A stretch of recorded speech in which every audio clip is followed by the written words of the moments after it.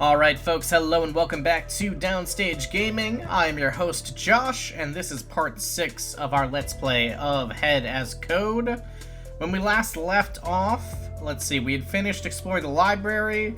We had a conversation with Marco about how messages get sent to our brain for some reason. And then we've took the metro train to this sort of central area where we're sort of re-meeting up with people. And the very last thing that happened here was we had a little fight almost break out between Ray and E. And yeah, he thought, because there's some message that one of the groups found that said, like, it had an extra I in E, and we don't know what's going on with that. But the fight is sort of dissipated now as the twins have just showed up. Did something happen? The first twin to disembark looked at us all in turns, having figured out that an event or another had just taken place. Also, let's be clear, we did absolutely nothing to stop that fight. Just didn't even bother getting involved. We explained things to her, with the other joining her momentarily. I don't know, we all seem to be stuck together. Are you sure that's what the note means? The twin was explaining her reasoning to us once we talked about the strange paper. Life's full of traitors, so wouldn't be surprised. Sometimes they're really close to you. But it doesn't specifically say it, right? It says, not like the others. This is a good point.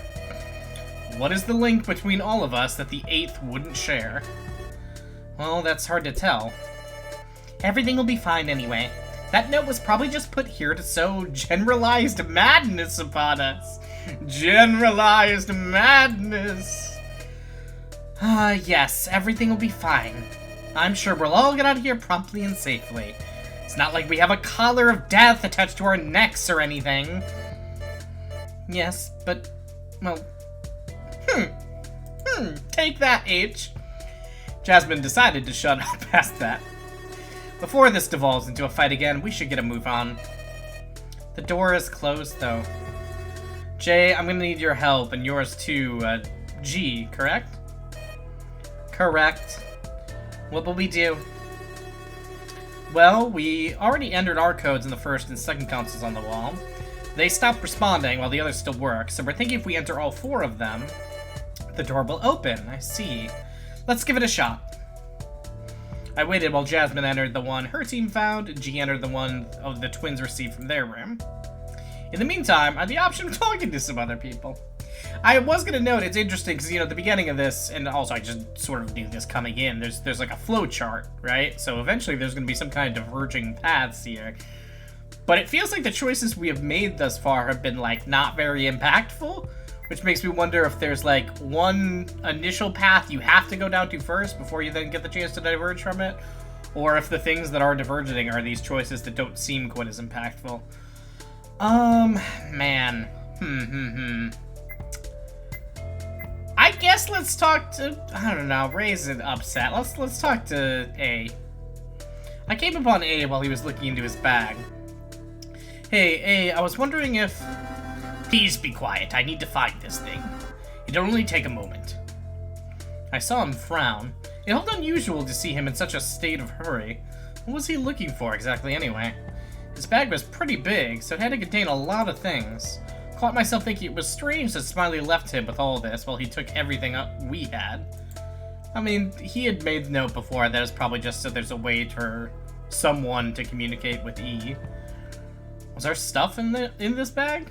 No, there was no way. Eventually, he stopped searching. Can't believe I lost it. Why is it missing? You mean something you had isn't there anymore? That is unfortunately correct. You wouldn't happen to have seen a little rectangular gadget that can open with a screen and a keyboard inside it, have you? Rectangular gadget that can open with a screen and keyboard. Okay, like a little laptop, little PDA. Okay. No, I haven't seen that. I guess I should have been more careful. Can't believe I've lost it. Maybe Smiley took it? Yeah, I mean, did you have it before all this? Or rather, did you have it after? He snapped his fingers at my suggestion. That's true. So unfortunate. I don't have one of those newfangled phones, so I make do with what I know. PDAs. Speaking of, do you have a phone? No, Smiley took it from me. Ah, that makes sense. Wouldn't want us to get distracted on the TikTok. Thank you, young man. Let's be on our way now. They have unlocked the door. We both went back to the group. Together, we all stepped into the little lobby beyond the station. Stop pushing! There's hardly any space here for all of us. Stay calm, okay? If we fall down the stairs, it won't be funny either, so go through one by one and stop trying to go first. I'll do what I fucking want. Here comes the asshole again. Watch out, sis. After a brief moment of cacophony, we all came up the stairs and entered a peculiar room. Much like the one I investigated, this one did not seem to be a station, but some kind of lounge or bar. Okay, so this is where we initially had woken up at the beginning of this. Well, I guess technically it's in the future now, but you know what I'm saying. There was a counter on the other side with a few stools in front. On this side were some couches, a table, various other things. I mean, it's nice we get some water, now that you think about it, you know? Nice little rest place. Doesn't this look like a lounge to you? Isn't this supposed to be part of the train station? This is very different, but the station we investigated didn't look like a station at all either. It was some bedroom. Ooh. The others chimed in. Ours was totally different than the usual station, too. It was a room with planets and astrology stuff. Wait, was it astronomy or astrology? Funny enough, our own looked like a library. We had to solve some, well, you know, I say we had to solve some puzzles, but really we looked at some stuff, and then for some reason Marco knew the answer, and then that was it. There was some stuff hidden around. And the final safe was also a pair of sandwiches. Ours had food too, which is pretty strange. Why would they do that? Ours had food as well, but it was a little different and not hidden like yours. It was more like storage for food. A pantry, that's the word. Couldn't think of the word pantry, huh, eh? I suppose we could use it to dine, if the food is even edible anymore. How did the stations change that much? Asking that question is pertinent indeed, but we should give this room a good search too. Let's meet back up once we've done so. I decided to take this side with Marco, Jasmine, and A. On the other side, the twins were examining the bar along with Ray. I bet I know what Ray's looking for. With E just standing around. Way to pull your weight, E. The man was getting angry at the girls because they weren't allowed around alcoholic drinks. Well, no time like the present. It was time to search this. Alright. Let's take a look at plants. Cool plants. They were pretty generic, even if they complimented the place well. I mean, the aesthetic design here, just no question that it's great. How about the lamps? How do we feel about that? Just a wall lamp, nothing special. A few others were scattered around. I didn't see any switches to turn them off. Interesting. Electricity. I remember when it was invented. I know these lamps. They're powered by yttrium batteries? I suppose the more common term would be LYP batteries, but Josh doesn't know literally a goddamn thing about that. Very, interesting. I'll go look over there now. Water! This is empty. Looks like it has water, but it's empty because those damn plastic containers play tricks on your eyes. No use getting so angry over it. Oh, that is disappointing. Because you gotta be getting thirsty at this point. Could have gone for a drink, but I guess I'll have to wait. Might have a better chance with the bar on the other side. Get a nice gin and tonic. Once A moved away following his advice, Marco leaned towards me a little. Yeah, bar's nice, but I don't trust drinks. Water, that's fine, but drinks? What if I drank something with even a tint of coconut in it? I'd die. Right, your allergies. Then again, who knows? Maybe I'm being too paranoid about that kind of thing. Chances of there being a drink with coconut here are pretty slim, I agree. You should lay back a bit and not worry. Who cares if you die, Marco? I certainly don't. To the bar, then. I had other things to look at first. I feel like we should save this for last. Let's approach the side of the table. The gems embedded in its legs drew me in. I touched them. They felt real. Chaos emeralds? This looks really rich. Did Smiley have all these antiques, or are they replicated objects? Just because they look old doesn't mean they're old. I think they're not real antiques. Even if you touch the gems and they feel real, they're probably not actual rubies. How would you even tell that? I mean, I guess I've just never touched real rubies in my life. But is that really something you could, like, discern by feel? I mean, probably an expert could, but I don't know. Do you even understand how expensive this would be? Not only do you need money, but you also need to be stupid to leave it in the care of 8 strangers who might just break it all. I don't think that's Smiley's main concern. Or maybe Smiley didn't care. Yeah, that's what I said, if they were stupid. That's the only way someone wouldn't care. Well, let's relax. When I arrived at the couch, Marco was standing up on it. Marco, rude, man. What are you doing exactly? You're gonna leave your dirty footprints all over the couch. I'm testing its comfort level. By standing on it? What else? My full weight is on it. If it can't retain its shape even after that, then it's Garbo! He leaped off it and turned around to see the results. The couch retained its shape, regardless of Marco's weight. Wasn't even marked by his shoes, either. That's a good couch. Ladies and gentlemen, we are looking at one good couch. Go figure, you'd be the one who's looking for a comfy couch. I'm taking this back to my apartment. I assumed it wouldn't be a big deal if I went ahead and sat on this couch a little. Oh, Marco was right. This is a good couch. Might have been comfortable enough to take a nap on it, which was extremely rare for me to consider. A little bit of foreshadowing, eh? If you sleep there, I can't guarantee your safety. I will hurt you. Huh?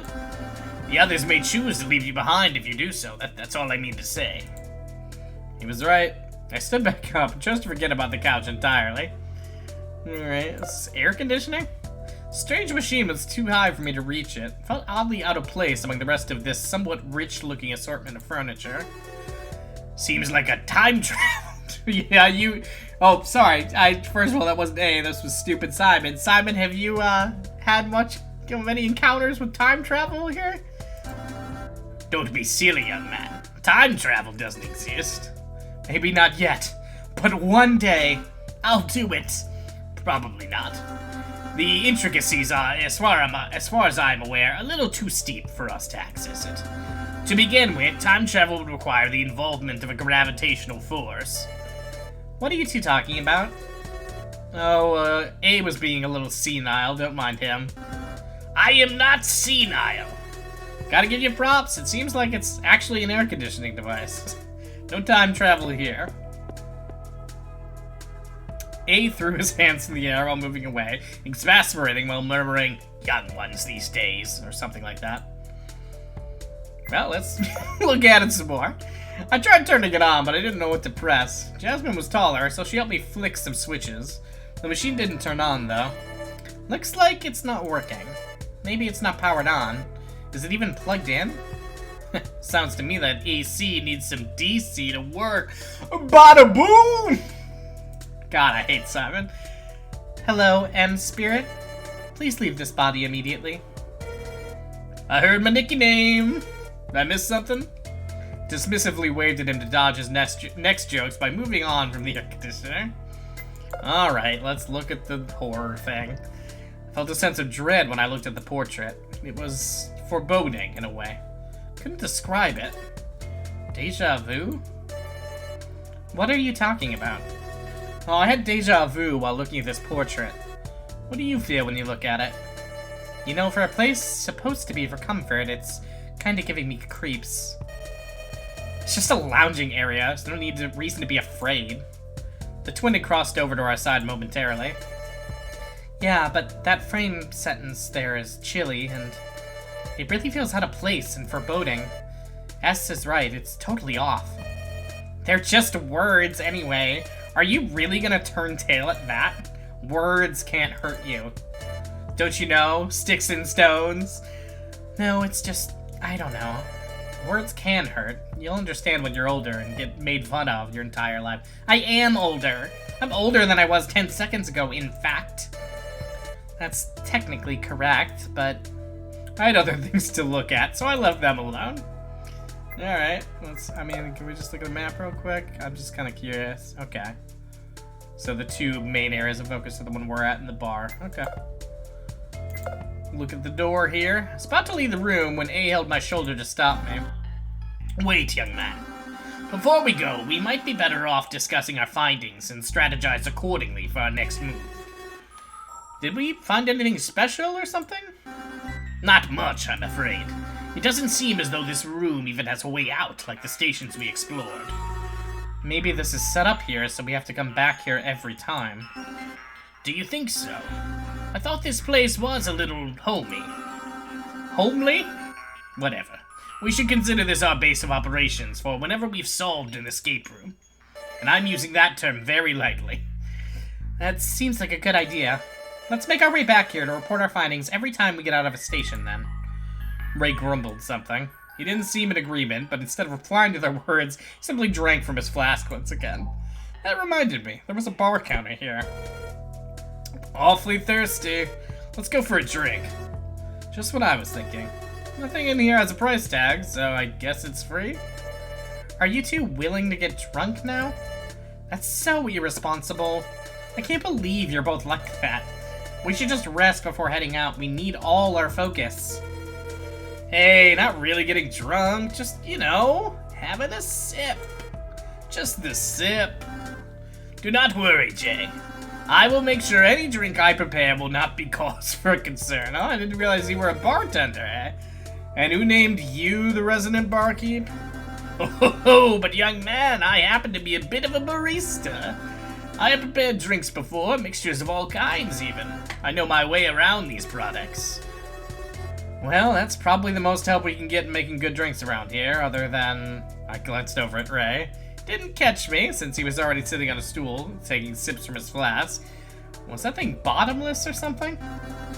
Someone who drinks doesn't necessarily do a good job at mixing those drinks. That's an excellent point. I understand your reticence, but as soon as you have a taste of the drinks I'll make, I'm sure you'll be fine with it. You'll be addicted, just like all the others. Everyone split up from their respective groups and sat somewhere. Jasmine and G took place on the couches, while E remained on the sidelines. Poor E.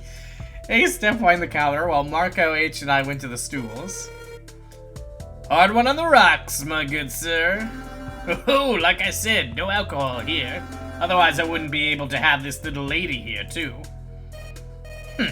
I want to take a look at what you're doing there.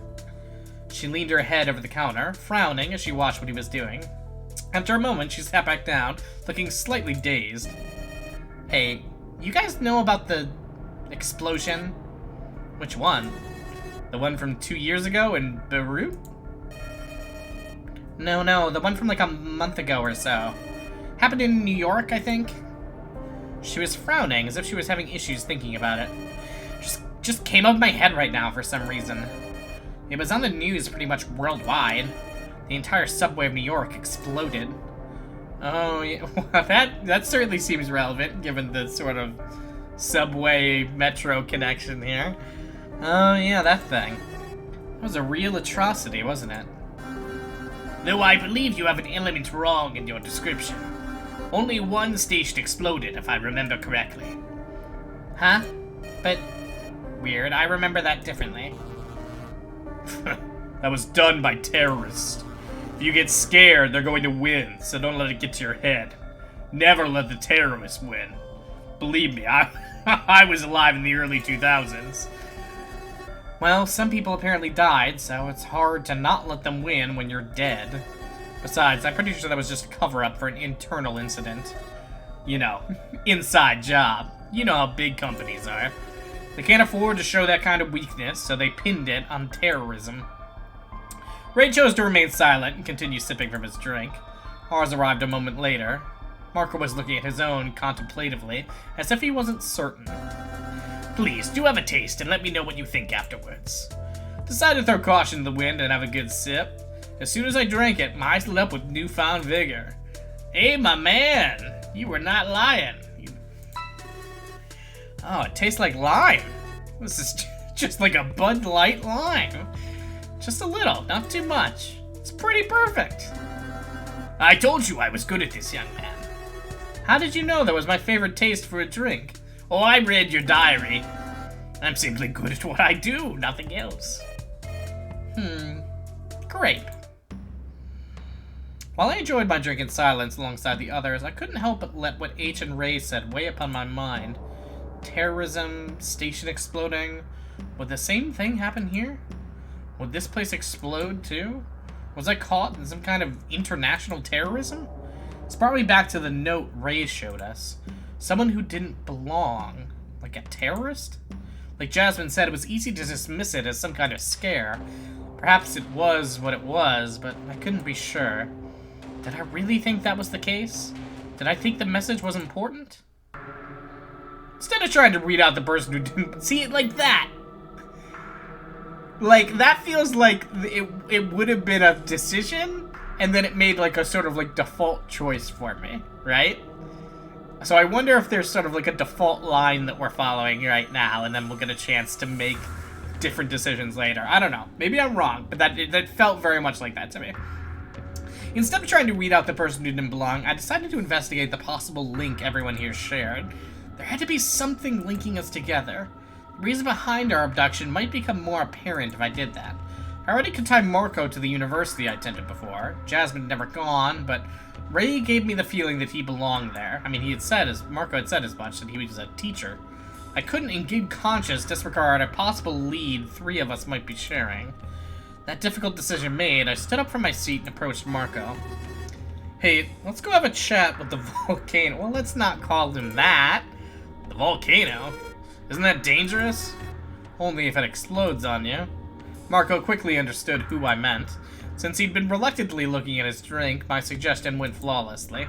We both left the immediate area to surround Ray. What do you both want? Mind if we talk a bit? I'm trying to determine exactly what links us all here. You're from the university too, right? As a teacher, I mean. I looked at Marco, surprised. What? I remember him, even if he doesn't remember me. He looks like one of the teachers I've had there. Ray ran a hand through his dual-colored hair, slightly annoyed. But then again, this was his natural state of affairs, so nothing was too different than usual. Alright, whatever. Not like I got anything else to do here. Let's just walk away from the bar first, so I can kill you in privacy. He stood up, stretched his legs and arms, and took off. I followed him to the couches in the other corner, opposite to the one Jasmine and G were occupying. So what do you want to know? If I'm from the university too? Actually, it's about... Huh.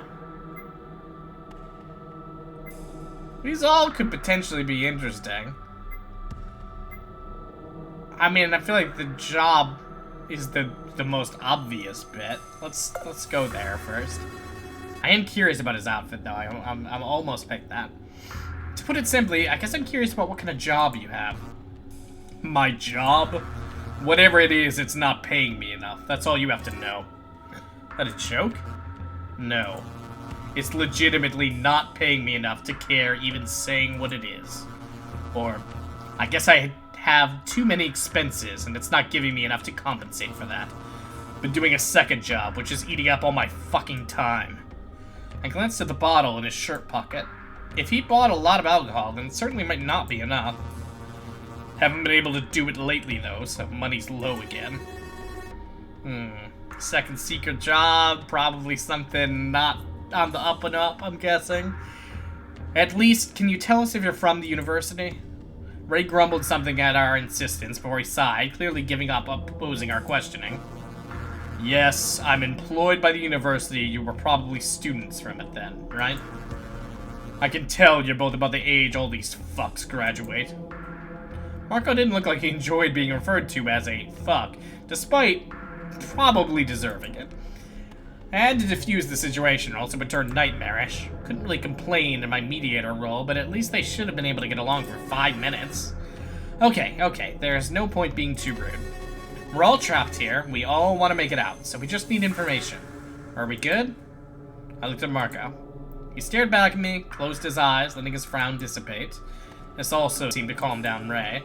The man seemed more reactive than proactive when cornered like this. So what exactly is it you want to know? Why I'm here? I don't have a damn clue myself. I'm stuck in here with a bunch of Zoomers and a boomer.